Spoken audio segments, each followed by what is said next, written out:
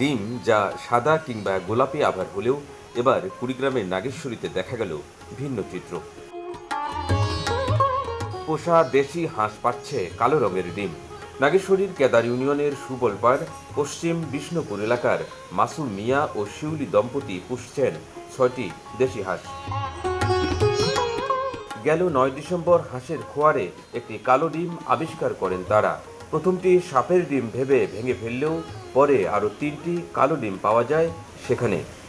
বছর শেষের খুশি নগদে হবে বেশি। নগদ পেমেন্টে নির্দিষ্ট ক্যাটাগরির কেনাকাটায় ৩০০ টাকা পর্যন্ত ক্যাশব্যাক। বাড়িতে আসি দেখি যে সত্যি সত্যি কালো ডিম পারছে।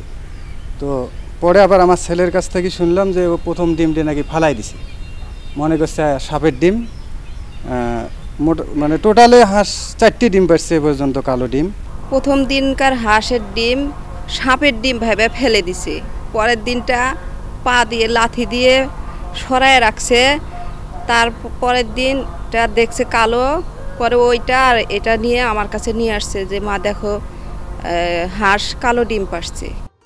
এই কালো ডিম নিয়ে কৌতূহলের শেষ নেই স্থানীয়দের। প্রতিদিনই মাসুম মিয়ার বাড়িতে ভিড় জমে এই কালো ডিম দেখতে। দুইটা খুব কালো আর একটা একটু কালচে, তো আমিও দেখতে আসলাম কৌতূহলবশত, এবং এলাকার অনেক লোকই আসতেছে সেটা দেখার জন্য। আজকে একটা পাচ্ছে আর এটাও কালো, এমন কালো ডিম আমরা দেখিনি কোনো দিন।